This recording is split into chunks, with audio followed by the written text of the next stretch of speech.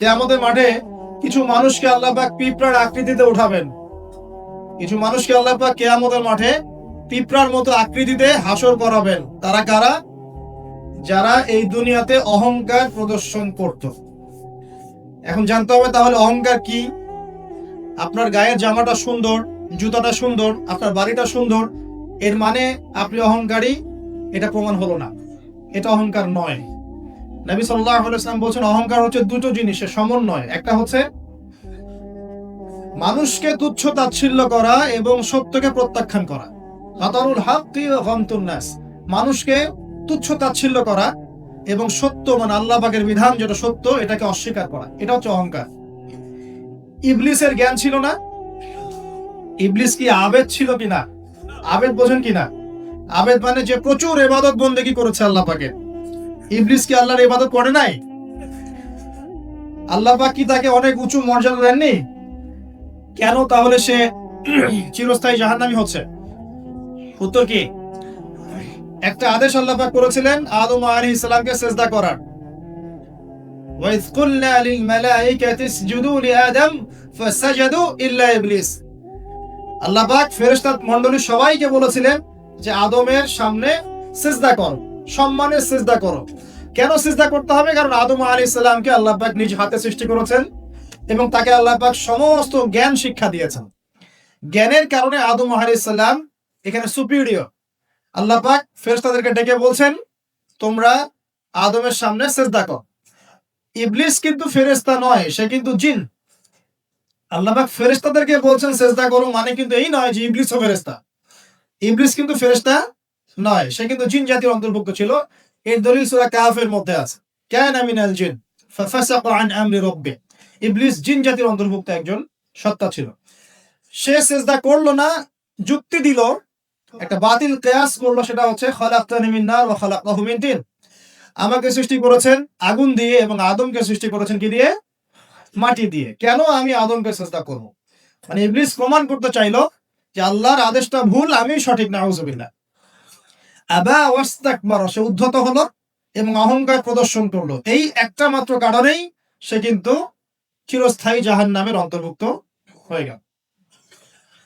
তো অহংকার কি? আল্লাহ পাকের আদেশটাকে তাহলে লঙ্ঘন করাই অহংকার এবং অন্যকে তুচ্ছ তাচ্ছিল্য করাই কি? অহংকার। ইবলিস এখানে দুইটা কাজই করেছে। আল্লাহর সত্যটাকে, হকটাকে অস্বীকার করেছে এবং আদম আলাইহিস সালামকে কি তুচ্ছ করে নাই? আচ্ছা, এখন আমরা যারা ইসলাম পালন করছি আমাদের মধ্যে এখন এই সমস্যাটা দেখা যায়, এই রোগটা দেখা যায়। ৫ ওয়াক্ত নামাজ কয়েকদিন পড়লেই মনে হয় যে আমি খুব বড় মুসলিম হয়ে গেছি, অন্য ভাইরা মনে হয় খুব ভালো মুসলিম নয়। একটা ইগো প্রবলেম চলে আসে না? কথাবার্তা চালচলনে একটু ডিগ্রি সার্টিফিকেট অর্জন করলে মনে হয় যে আমি অনেক কিছু করে ফেলেছি বা এমন কিছু ভালো করেছি মানুষকে না দেখানো পর্যন্ত ঘুম হচ্ছে না। বা আপনিও একজন দিনের প্রচারক, আরেক ভাই উনিও দিনের প্রচারক, তো তাকে নিন্দা সমালোচনার ঝর্ণা তুললে ভালো লাগছে না। মানে মানুষকে আন্ডার এস্টিমেট না করলে নিজের সুপিরিয়র এই সত্তাটা প্রকাশ পাচ্ছে না, এটা কিন্তু অহংকার। আর আল্লাহ রাব্বুল আলামিন অহংকারী ব্যক্তিকে পছন্দ করেন না। অহংকার সম্পর্কে আল্লাহ পাক বলেছেন, এটা সম্ভবত হাদিসে কুদসিতে আছে, উলামায়ে কেরাম ভালো বলতে পারবেন, যে অহংকার আল্লাহর চাদর, এটা নিয়ে কেউ টানা হেঁচড়া করলে আল্লাহ পাক সেটা সহ্য করবেন না। প্রিয় ভাইরা, ওয়াদা আমরা করে এসেছিলাম, ওয়াদার খেলাফ করলে কিন্তু আমরা মুনাফিক হয়ে যাব। কি ওয়াদা করেছিলাম? আল্লাহ পাক আদম আলাইহিস সালামকে সৃষ্টি করে তার পৃষ্ঠদেশ থেকে সমস্ত আদম সন্তানের যে আকৃতি, এই আকৃতি আল্লাহ পাক দেখিয়েছেন। কাকে দেখিয়েছেন? আদম আলাইহিস সালামকে দেখিয়েছেন। আদম আলাইহিস সালাম দেখছেন একটা আকৃতি, রূহ, খুবই সুদর্শন, খুবই সুন্দর দেখতে। তো তিনি জিজ্ঞাসা করলেন, হে আল্লাহ, এই কে? নাম কি? আল্লাহ রাব্বুল আলামিন বললেন, এ তোমার সন্তান, তার নাম দাউদ। কি নাম? দাউদ আলাইহিস সালাম নাম শুনেছেন? আদম আলাইহিস সালাম বললেন, তার হায়াত কত হে আমার রব? আল্লাহ পাক বললেন যে ৬০ বছর। কত বছর? ৬০ বছর। আদম আলাইহিস সালাম বললেন যে আমার হায়াত থেকে আল্লাহ তুমি তাকে আরো ৪০ বছর দিয়ে দাও। এরপরে দাউদ আলাইহিস সালামের বয়স হয়ে গেল ১০০ বছর। দেখেন, তো এই সময় আল্লাহ পাক সমস্ত, আচ্ছা এখানে একটা কথা বলে দিই, এই যে দুইজনের নাম পেলেন এখানে, আদম এবং দাউদ, ঠিক আছে?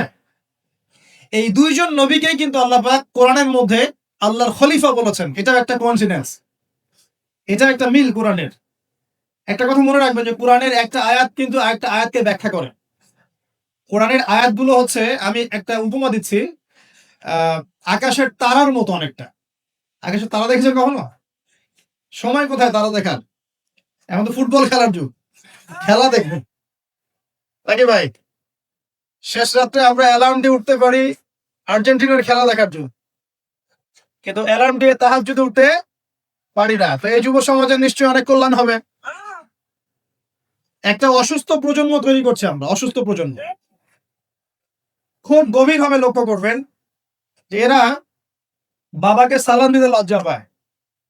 কেউ সালাম দিলে ওয়ালাইকুম সালাম বলতে খুব লজ্জা লাগে, মনে হয় যে মাথা হেড হয়ে আসতেছে। বাইকের পিছনে মেয়ে নিয়ে ঘুরতে লজ্জা করেন। আর এখনকার বাইক গুলো মাশাআল্লাহ, আর আমরা তো ঢাকা শহরে থাকি, অনিচ্ছা সত্ত্বেও অনেক কিছু দেখতে হয়। এমন অনেক দৃশ্য দেখেছি আপনি বিশ্বাসই করবেন না, এটাও হচ্ছে সমাজে।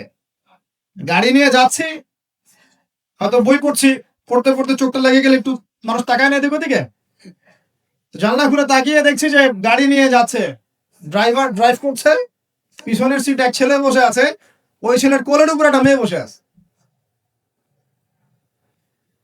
প্রকাশ্যে নবী সাল্লাল্লাহু আলাইহি ওয়াসাল্লাম কি বলেন নাই হাদিসটা? কিয়ামত হবে না ততদিন পর্যন্ত যতদিন পর্যন্ত মানুষ রাস্তাঘাটে জেনা না করবে।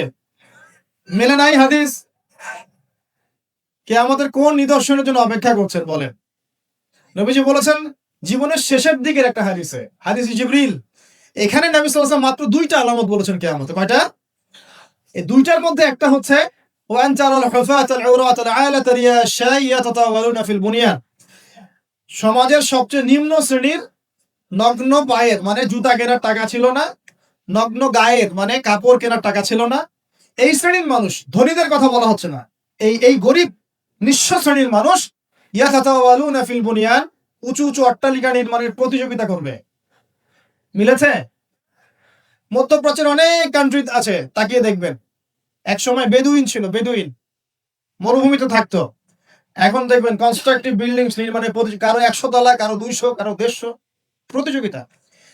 আমাদের ঢাকা শহরে গিয়ে দেখবেন, ঢাকার মতো বড় বড় শহরগুলো যেগুলো আছে, বাংলাদেশ হোক অন্যান্য কান্ট্রিগুলোর হোক, আর পশ্চিমার তো কথাই নাই, বিগত 100, 200, 300 বছরে এই কনস্ট্রাকটিভ বিল্ডিংস নির্মাণের প্রতিযোগিতা বেড়েছে বেশি, এগুলো আগে ছিল না। জীবনের শেষের দিকে নবী এই হাদিস বলে গেছে সাল্লাল্লাহু আলাইহি ওয়াসাল্লাম। একটা প্রশ্ন, কিভাবে নিঃস্ব একজন মানুষ এরকম উঁচু উঁচু বিল্ডিং নির্মাণ করতে পারে? 10 তলা, 20 তলা, 50 তলা, কিভাবে সম্ভব? আমার গবেষণা, ক্ষুদ্র গবেষণা হচ্ছে তিনটা পদ্ধতিতে হতে পারে। এক, যদি তার কাছে কোনো গুপ্তধন আসে, আল্লাহর পক্ষ থেকে কোনো ধন সম্পদ চলে আসে, যেমন ব্ল্যাক অয়েল, মানে ব্ল্যাক গোল্ড, বুঝতে পারছেন কার কথা বলছি? তেল, তেল, মাটির নিচে তেল, তেলের খনি পেয়ে গেলে আপনি তো মাশাআল্লাহ সচ্ছল, এখন এখন করতে পারবেন। সোনার খনি পেলে করতে পারবেন। 2 নাম্বার হচ্ছে সুদ, সুদের মধ্য দিয়ে সম্ভব নিঃস্ব মানুষের বিল্ডিং তোলা। আর 3 নাম্বার হচ্ছে অন্যের সম্পদ জোর দখল করা, জবরদখল করা। আমার কাছে মনে হয় এই 3টা পদ্ধতি হতে পারে, যার মধ্য দিয়ে একজন নিঃস্ব মানুষ উঁচু উঁচু বিল্ডিং নির্মাণের প্রতিযোগিতা করবে। ইয়াতাতাওয়ালুনা ফিল বুনিয়ান, নবীজি বলছেন নির্মাণ করবে এমন না, কম্পিটিশন হবে, তোমার 10 আমার 11, তোমার 11 আমার 12, তোমার 12 আমার 13। আমি সিলেট অঞ্চলে গিয়েছিলাম প্রোগ্রাম করতে গত বছর, দেখেছি মানুষ বিশাল বিশাল জায়গা জুড়ে লন্ডন লন্ডন আমেরিকা এই আদলে বাড়িঘর নির্মাণ করছে, আবার 1 বছর নির্মাণ করার পর পরের বছর ভেঙে নতুন করে আবার করা শুরু করছে। কত শখ, কত টাকা পয়সা মানুষের। অথচ এই ধন সম্পদের হিসাব আল্লাহর কাছে কড়াই গন্ডায় দিতে হবে না? একটা হাদিস পড়ছিলাম গতকালকেই, মনে হয় আবার পড়ছিলাম, যে গরিবরা 500 বছর আগে জান্নাতে যাবে ধনীদের চাই। গরিবরা জান্নাতে চলে যাচ্ছে, আর গরিব আপনার ধনীদেরকে ধন সম্পদের হিসেবের জন্য দাঁড় করিয়ে রাখা হোক। যাকাত দেওয়ার নাম নাই, উঁচু উঁচু বিল্ডিং নির্মাণের প্রতিযোগিতা চলছে। দুনিয়ার জীবনে টিকে থাকার জন্য এত কিছুর প্রয়োজন আছে? নবী সাল্লাল্লাহু আলাইহি ওয়াসাল্লাম বলছেন যে দুনিয়াতে তুমি থাকো মুসাফিরের মতো, প্রয়োজন পূরণ হয়ে গেছে, যথেষ্ট। হ্যাঁ, অবশ্যই আমরা যদি সামর্থ্য থাকে 10 তলায় ইসলামী কোনো প্রতিষ্ঠান গড়ে তুলবো, কোনো সমস্যা আছে? দিনের বড় মার্কাজ গড়ে তুলবো, ইনশাআল্লাহ, কোনো সমস্যা? নিজে বাঁচার জন্য, ভোগ বিলাসের জন্য দুনিয়া থেকে মত্ত হয়ে থাকা যাবে? দুনিয়ার নেশা যাকে পেয়ে গেছে, আলী রাদিয়াল্লাহু আনহু বলেছেন, দুনিয়ার নেশা যাকে পেয়ে গেছে তার নেক আমল কমে গেছে। তিনি বলছেন দুনিয়া সাপের মতো, টাচ করতে মনে হবে খুব সফট, নরম। সাপ কিন্তু খুব নরম, সফট, কিন্তু এর মোহে মানুষ ঢুকে গেলে এর বিষাক্ত ছোবলে মানুষ গ্রাস হয়ে যায়, টিকতে পারবে না। পরে আমি দিকে আসছি ইনশাআল্লাহ। নবী সাল্লাল্লাহু আলাইহি ওয়াসাল্লাম একটা হাদিসে বলেছেন, এই মহাসাগরে আপনি যদি আঙ্গুল ঢুকিয়ে দেন, যতটুকু পানি হাতে লেগে থাকবে এর নাম দুনিয়া, বাকি সমস্ত পানি হচ্ছে আখিরাত। এটাই হয়তো ওই আয়াতের ব্যাখ্যা হতে পারে, বাল তুসিরুনাল হায়াতাদ দুনিয়া ওয়াল আখিরাতু খায়রুন ওয়া আবকা। তোমরা দুনিয়ার জীবনকে প্রাধান্য দিচ্ছ, কিন্তু আখিরাত চিরস্থায়ী এবং উত্তম। একটা হাদিসে পড়েছিলাম, নবী সাল্লাল্লাহু আলাইহি ওয়াসাল্লাম যাচ্ছেন সাহাবীদেরকে নিয়ে, রাস্তায় একটা মৃত ছাগলের বাচ্চা বা ওই বকরির বাচ্চা ছিল, মৃত। নবীজি বলছেন, এই মৃত ছাগলের বাচ্চাটা তোমরা কি 1 দিরহামের বিনিময়ে কিনতে চাও? সাহাবীরা বলছেন, বিনামূল্যে দিলেও তো কেউ নিবে না ইয়া রাসূলুল্লাহ সাল্লাল্লাহু আলাইহি ওয়াসাল্লাম। নবী সাল্লাল্লাহু আলাইহি ওয়াসাল্লাম বলছেন যে আল্লাহর কাছে এই পুরো দুনিয়ার মূল্য এই মৃত ছাগলের সমানও নয়। নবীজি একটা হাদিসে বলেছেন সাল্লাল্লাহু আলাইহি ওয়াসাল্লাম, আল্লাহ পাকের কাছে যদি দুনিয়ার মূল্য একটা মাছির দানার পরিমাণ হতো, আল্লাহ পাক কোন কাফের মুশরিককে এক ঢোক পানি খেতে দিতেন না। তো দেখুন ভাইরা, এই আহদে আলাস্তুর কথা বলছিলাম, তখন আল্লাহ রাব্বুল আলামিন আদম সন্তানদেরকে জিজ্ঞাসা করেছিলেন যে আলাস্তু বিরাব্বিকুম, আমি কি তোমাদের রব নই? কি বলেছিলেন? আলাস্তু বিরাব্বিকুম, আমি কি তোমাদের রব নই? আমরা সবাই বলেছিলাম বেলা, অবশ্যই আল্লাহ আপনি আমাদের রব। এটা আমরা বলে এসেছি মহাবিশ্বে। আমরা এখন যেখানে বসবাস করছি এর উপরে 7 আসমান আছে। কত আসমান? 7 আসমান মানে 7 মহাবিশ্ব আছে। এক মহাবিশ্ব থেকে আরেক মহাবিশ্বের দূরত্ব হচ্ছে 500 বছরের রাস্তা। এরকম করে 7টা আসমান আছে। তার উপরে কুরসি, ওয়াসিআ কুরসিয়ুহুস সামাওয়াতি ওয়াল আরদ। তার উপরে আছে মহাসাগর, যার গভীরতা 500 বছরের পথ। তার উপরে আছে আরশে আজিম, যে আরশ বহন করে নিয়ে আসবে মাত্র 8 জন ফেরেশতা। কতজন? আরশের উপরে আল্লাহ রাব্বুল আলামিন সমুন্নত। আল্লাহু আকবার যে আমরা বলি, আল্লাহ পাক যে কত বড়, এখন চিন্তা করেন। আপনি যদি এই পৃথিবীটা ঘুরে দেখতে পারেন বা আল্লাহ পাকের নিদর্শনগুলো ঘুরে দেখতে পারেন, এই প্রকৃতি, এই নদী, সমুদ্র, পাহাড়, ফুল ইত্যাদি, আপনার কলব যদি জিন্দা থাকে, আপনি বুঝতে পারবেন যে আল্লাহ রাব্বুল আলামিন শুধু সবচেয়ে মহান সত্তাই নন, বরং সবচেয়ে সেরা শৈল্পিক সত্তা। এত নিপুণতা, মানে আল্লাহ পাকের গায়রত, মর্যাদা, আল্লাহ রাব্বুল আলামিনের যে রুচিবোধ এত উচ্চ মানের। আজকে সকালে গোলাপ ফুল দেখছিলাম। কি ফুল ভাই? ফুল টুল দেখেন মাঝে মাঝে? গার্লফ্রেন্ডকে দেন নাকি? ওয়াইফকে দিবেন? কাকে দিবেন? বাসায় ওয়াইফকে দিবেন। ওয়াইফকে দিবেন, দিয়ে ভালোবাসার এজহার করবেন, বলবেন আমি তোমাকে অনেক ভালোবাসি। মেয়েরা এগুলোই চায়, যে আপনি তাকে প্রশংসা করেন, ভালোবাসেন, আদর মোহাম্মত করেন। তারা এগুলোই মনে মনে চায়। হয়তো আপনাকে তারা বলে না, কিন্তু তারা এটাই চায়। যদি আপনি করতে পারেন, ইনশাআল্লাহ তারা আপনার কন্ট্রোলে থাকবে। যদি কাঠখোট্টা হয়ে থাকেন সাংসারিক জীবনে, তাহলে দেখবেন রসকস কমে গেছে আর কি। তখন স্ত্রীও খুঁজবে আরেকটা হ্যান্ডসাম ছেলে। হ্যাঁ, ফোনে, ওই কলিগের ওখানে, ব্যাংকে, অন্য জায়গায়। এখন তো ফ্রি মিক্সিং এর যুগ। বাসায় স্বামী থাকবে, বাইরে একটা ছেলে প্রেম হবে। আবার দেখা যাবে আপনারও মন উঠে যাচ্ছে, আপনার কাছে আপনার নিজের স্ত্রীকে ভাল লাগছে না, অন্য মেয়েকে ভাল লাগছে।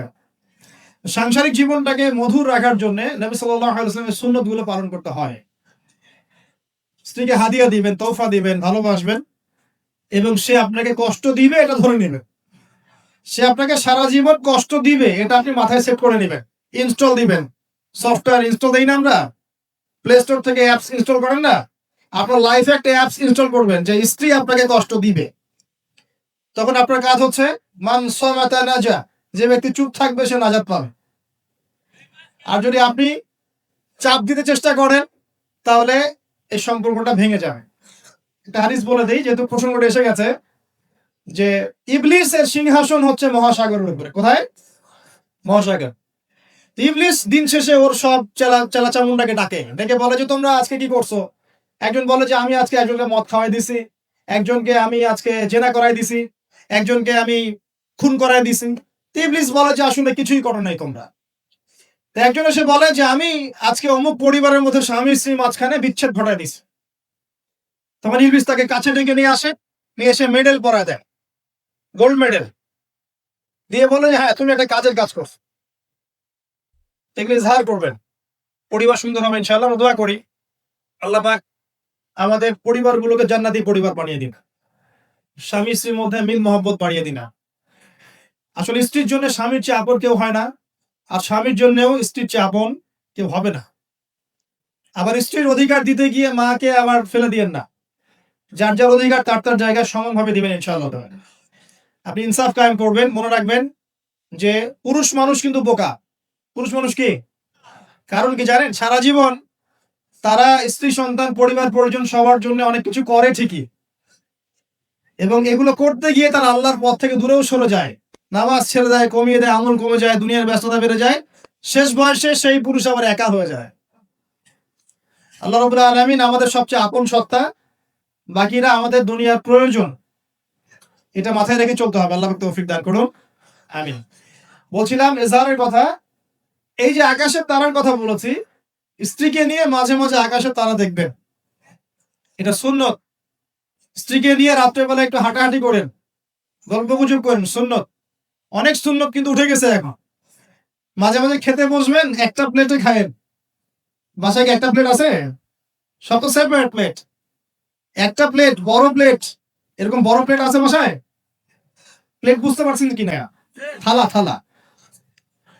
এক প্লেটে খাওয়ার অভ্যাস করেন। নবী সাল্লাল্লাহু আলাইহি ওয়াসাল্লামের একটা হাদিস এমনও আসছে, আয়েশা রাদিয়াল্লাহু আনহা সম্পৃক্ত, একসাথে গোসলও করেছেন তারা। চিন্তা করা যায় এখন? একসাথে গোসলও করেছিল। আয়েশা রাদিয়াল্লাহু আনহা বলতেন যে আমার হাতের সাথে নবী সাল্লাল্লাহু আলাইহি ওয়াসাল্লামের হাত টাচ লাগতেছিল পানি নেওয়ার সময়। আমরা কারাগারি করতেছি পানি নেওয়ার সময়, কে আগে পানি নেব। ইসলাম এর মধ্যে সবকিছু সমাধান নাই। যদি আমরা সত্যি জানতাম যে ইসলাম কি জিনিস, আমরা কোশ্চিন গেলেও পশ্চিমাদের কাছে হাত পাততাম না। ইসলাম এমন একটা religion, complete code of life, যেখানে প্রতিটা বিষয়ের হেদায়েত আছে, এমনকি পরিবারের এই ছোট ছোট বিষয়গুলো।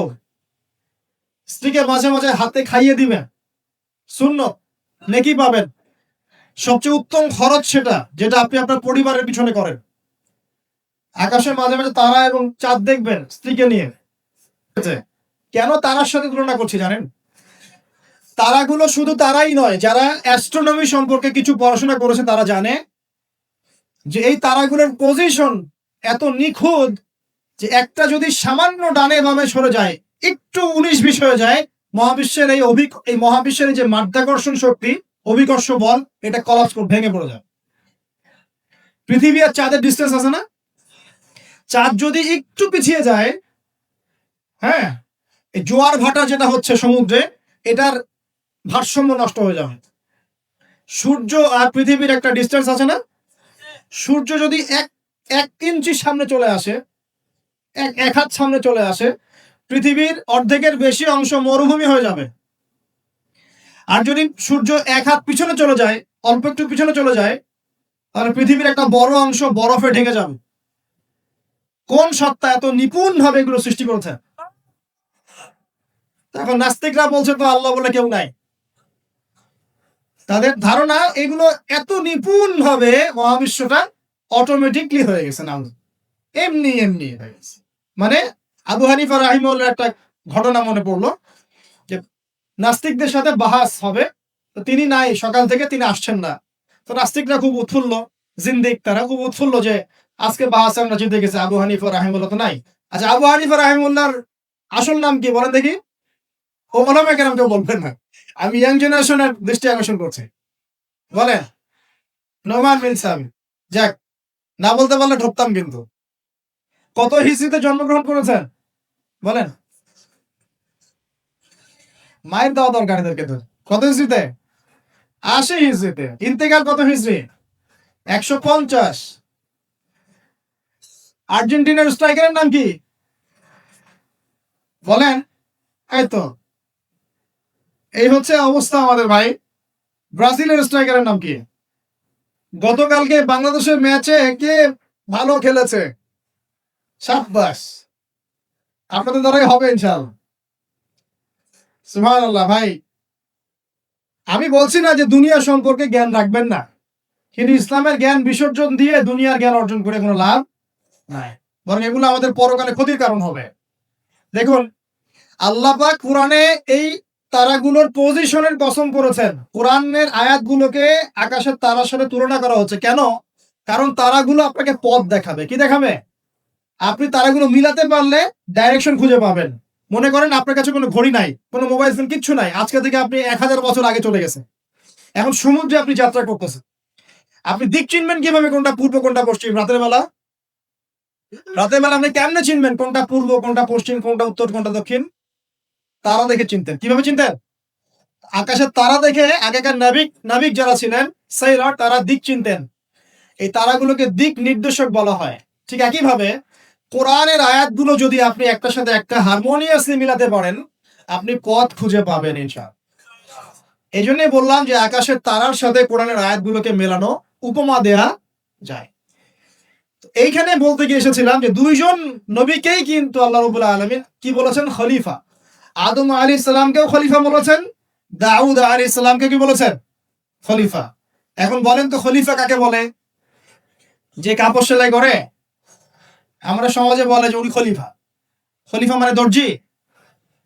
খলিফা কে? এটা কে সবচেয়ে ভালো উত্তর দিতে পারবে? আমি না আল্লাহ? আমরা না আল্লাহ? আল্লাহ পাক কি বলছেন শুনুন। আল্লাহ পাক সূরা সদের মধ্যে বলছেন। কোন সূরা? সদ একটা সূরাই আছে।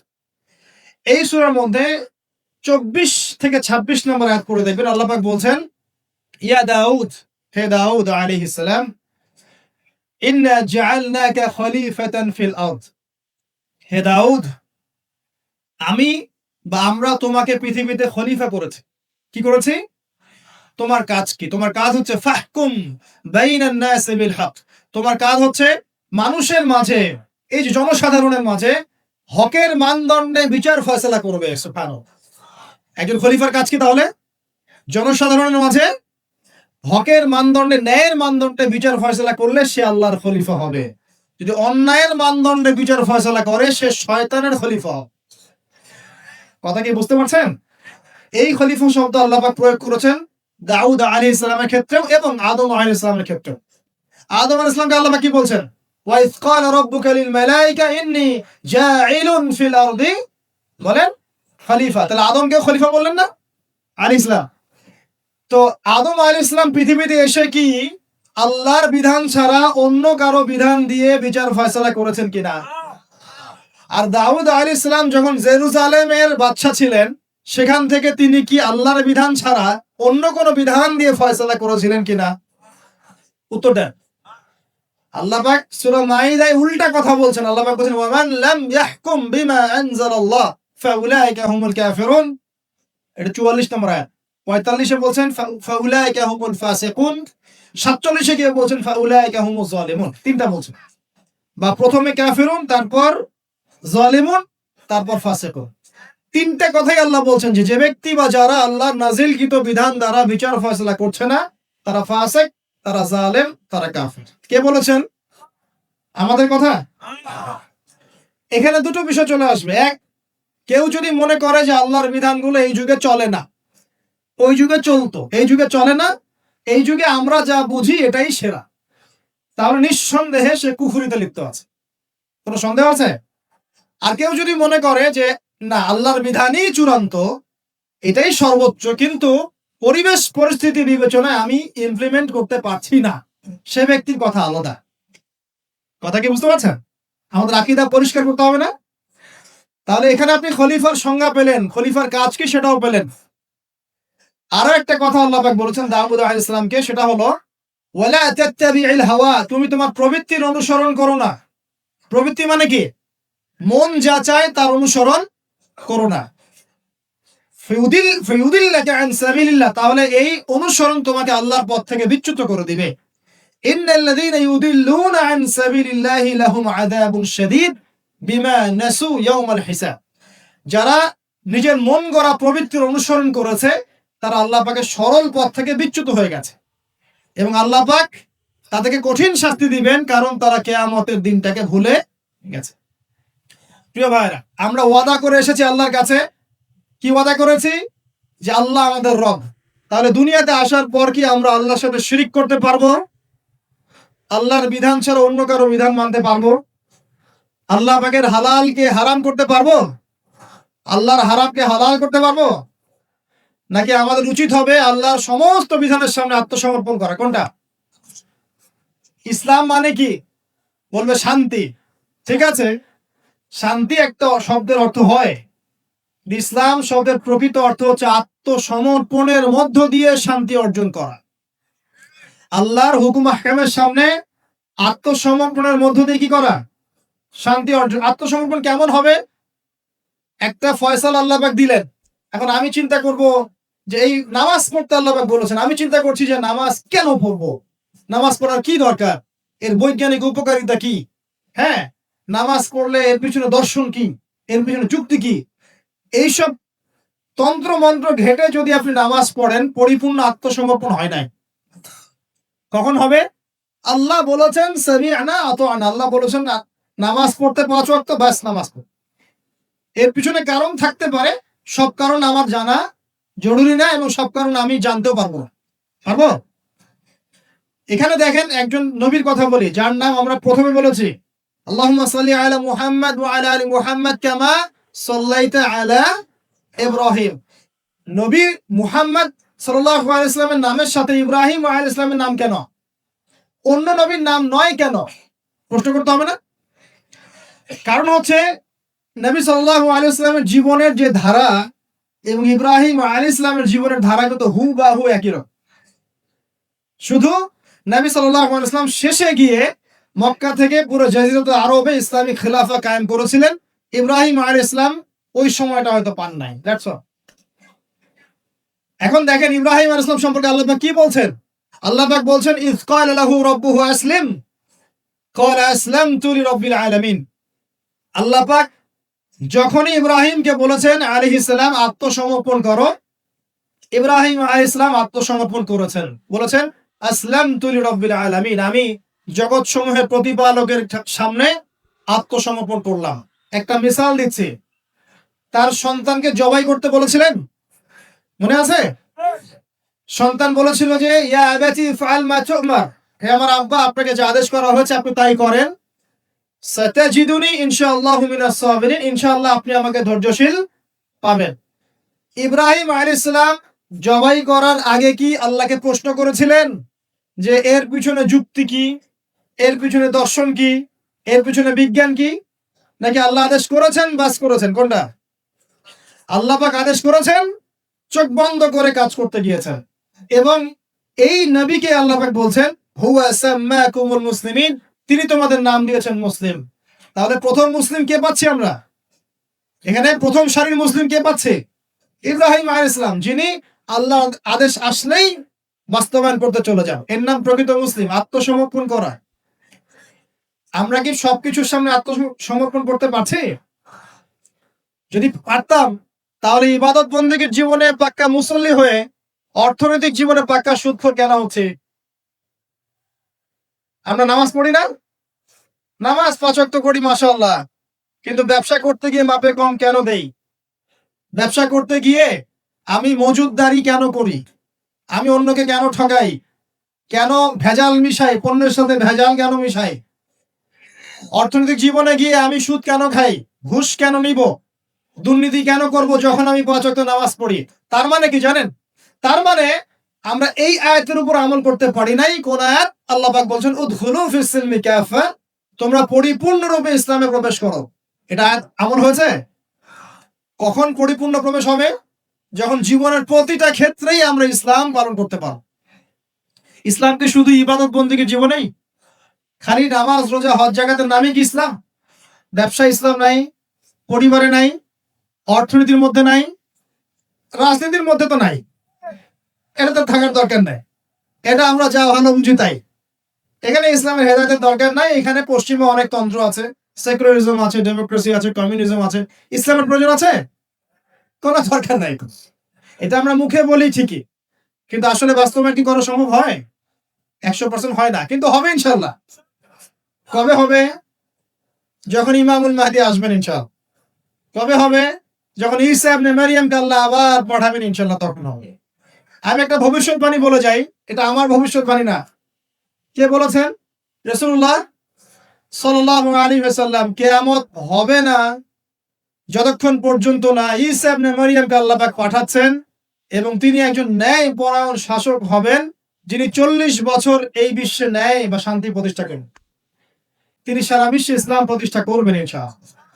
বিশ্বাস করেন এটা সত্য কথা? এখনকার অবস্থা থেকে বোঝা যায়। এখন তো মনে হচ্ছে ইসলামের সাথে, বিশ্বের শাসনের সাথে মুসলিমদের কোনো সম্পর্কই নেই, তাই মনে হয় না? কিন্তু এমনটা থাকবে না ইনশাআল্লাহ। বিশ্বাস করেন এমনটা থাকবে না। হয়তো আমি অপদার্থ একজন মানুষ, আমি অপদার্থ, হয়তো আমরা অনেকে অপদার্থ, আমাদের দ্বারা হচ্ছে না, কিন্তু আল্লাহ পাক এমন একটা প্রজন্ম নিয়ে আসবেন ইনশাআল্লাহ, যারা আল্লাহ পাকের জমিনে আল্লাহর দিনটা প্রতিষ্ঠা করবে ইনশাআল্লাহ। দিন পালন আর প্রতিষ্ঠা এক জিনিস নয়। প্রতিষ্ঠা মানে হচ্ছে কাঁচা পাকা সমস্ত বাড়ির মধ্যে কালিমা লা ইলাহা ইল্লাল্লাহ প্রবেশ করবে ইনশাআল্লাহ। এমনটা হাদিস এসেছে। একটা কাঁচা বাড়ি বাদ থাকবে না, একটা পাকা বাড়িও বাদ থাকবে না যেখানে আল্লাহ পাক তাওহীদের কালিমা লা ইলাহা ইল্লাল্লাহ প্রবেশ করাবেন না। আমরা কি ইসলামের এই বিজয় চাই? সত্যি চাই তো? তাহলে আজকে অ্যালার্ম দিব আর রাত্রেবেলা খেলা দেখতে উঠে যাবো ইনশাআল্লাহ, নাকি ভাই? এই বিজয় চাইলে কি লাগবে আমাদের? আমরা পশ্চিমা সংস্কৃতি অনুসরণ করব, ওদের মতো করে তেলাপোকা ছাড় দিব নাকি? তেলাপোকা ছাড় বোঝেন নাকি? মাথায় মনে হয় কিছু কিছু ইঁদুর আর তেলাপোকা ছেড়ে দিয়েছে, চেটে চেটে চুলগুলো এগুলো থেকে নাই করে দিয়েছে। সামনে এখানে একটু চুল আছে মাত্র। তেলাপোকা ছাড় যুব সমাজ করছে না? কাপড় চোপড়, পোশাক পরিচ্ছদ, তামাদ্দুন, তাহজিব সবকিছু পশ্চিমাদের থেকে নেওয়া হচ্ছে না? সংস্কৃতি নেওয়া হচ্ছে না আজে বাজে? সুদ ঘুষের সংস্কৃতি চলছে না? অশ্লীলতা পর্নোগ্রাফি চলছে না? বেলাল্লাপনা বেহায়াপনা চলছে না? বেপরদামি চলছে না? এগুলো করতে থাকলে কি আমরা সেই বিজয়ী জাতি হতে পারবো কিনা? আমার খোলা একটা প্রশ্ন আপনার কাছে। আমি তো আপনাকে কিছু চাপাই দিতে পারবো না, পারবো? একজন দায়ী বা একজন আলেম বা যে মুআল্লিম, তার কাজ কতটুকু? এতটুকু, এই 2 লাইন, ফাযাক্কির, তুমি উপদেশ দিবে। ইন্নামা আনতা মুযাক্কির, তুমি উপদেশ দাতা। লাস্তা আলাইহিম বিমুসাইতির, তুমি মানুষের উপরে দারোগা নও। আমরা কি দারোগা? শুধু প্রচার করা। যে ব্যক্তি রিসিভ করবে, কবুল করে নেবে, আল্লাহ তাকে দুনিয়াতেও সম্মানিত করবে ইনশাআল্লাহ, পরকালেও করবে ইনশাআল্লাহ। যারা করবে না তাদের ফয়সালা আল্লাহর কাছে। লাকুম দীনুকুম ওয়ালিয়া দিন, যার যার দিন তার তার কাছে, যার যার কবর তার তার কাছে। That's all. প্রিয় ভাইরা, বিজয় চাইলে কিছু কাজ আছে, করবেন ইনশাআল্লাহ। আল্লাহ তৌফিক দান করুন। তওবা করেন। জীবনে যত পাপ করেছেন এই পাপগুলো কাছে খাতায় লিখবেন যে আমি এই পাপ জীবনে করেছি। মনে করেন, নিজের সাথে অনেস্ট হবেন, আয়নার সামনে দাঁড়াবেন, চোখ বন্ধ করে রাত্রেবেলা শুয়ে চিন্তা করবেন যে আমার তো বয়স হয়ে গেল 30, 40, 50, সারা জীবনে কি কি বড় বড় পাপগুলো করেছি। চিন্তা করে দেখবেন আপনি খুঁজে পাবেন। আমি দোয়া করি যে আপনি খুঁজে না পান, কিন্তু পাবেন ইনশাআল্লাহ। আপনি বহু বহু নামাজ আপনি পড়েন নাই, কাজা করেছেন। বহু রোজা আপনি রাখেন নাই। যাকাত ফরজ হয়েছে সেই কবে আপনি দেন নাই। হ্যাঁ, হজ ফরজ হয়ে গেছে কবে, করছেন না, করেন নাই। বোনের সম্পত্তি দেন নাই, প্রতিবেশীর সম্পত্তি মেরে খেয়েছেন। কোন কোন ক্ষেত্রে দেখা যেতে পারে, এটাও হতে পারে এমনটাও যে আপনি জনগণের সম্পদ মেরে খেয়েছেন। এমন হতে পারে আপনি করাপশনে ছিলেন, হতে পারে জেনা করেছেন, মদ খেয়েছেন, ইত্যাদি ইত্যাদি, সুদ খেয়েছেন। অনেস্টলি খাতায় লিখেন। লেখার পরে শেষ রাত্রে উঠে চোখের পানি ছেড়ে দিয়ে আল্লাহর কাছে 2 রাকাত নামাজ পড়ে বলেন, আল্লাহুম্মা আনতা রাব্বি লা ইলাহা ইল্লা আনতা খালাকতানি আনা আবদুক ওয়া আনা আলা আহদিক ওয়া ওয়া'দিকা মাস্তাতা'ত আউযু বিকা মিন শাররি মা সানা'ত আবুউ লাক বিনি'মাতিকা আলাইয়া ওয়া আবুউ বিযানবি ফাগফিরলি ফাইন্নাহু লা ইয়াগফিরু যুনুবা ইল্লা আনতা। এটা সাইয়্যিদুল ইস্তিগফার, ইস্তিগফারের সর্দার। যে ব্যক্তি সকালে পড়বে, রাত্রের আগে যদি মারা যায় জান্নাতি, রাত্রে পড়বে সকালের আগে মারা গেলে জান্নাতি। হিসনুল মুসলিম বইয়ের মধ্যে আছে। কোন বই? হিসনুল মুসলিম। তোমরা যে ফোন সারাদিন চালাও, ভালো কিছু অ্যাপস ডাউনলোড করো। হিসনুল মুসলিম একটা অ্যাপসও আছে, ডাউনলোড করে দেখো, সব দোয়া কালামগুলো এখানে দেয়া আছে। আছে না? আচ্ছা, এটা যদি না পড়েন এতটুকু বলবেন, আস্তাগফিরুল্লাহাল্লাযী লা ইলাহা ইল্লা হুয়াল হাইয়ুল কাইয়্যুম ওয়া আতুবু ইলাইহি। চোখের পানি ঝেড়ে দিয়ে পাপ থেকে তওবা করে আগে ফিরে আসতে হবে। এটা কাজ নাম্বার 1। এটা কত নাম্বার কাজ? 1 নাম্বার কাজ। কারণ আমরা জানি না যে আমরা কে কতদিন বাঁচবো, জানি? কিন্তু মানুষের চলাফেরা দেখলে মনে হয় যে মানুষ জানে। হ্যাঁ, যুবকদেরকে বলবেন যে দিন শিখতে আসছো না কেন? বলবে যে শেষ বয়সে শিখবো ইনশাআল্লাহ। আরেকটা কমন প্রশ্ন আছে, কমন উত্তর আছে ওদের, নামাজে আসো ভাই, প্যান্ট নষ্ট ভাই। তো তোমার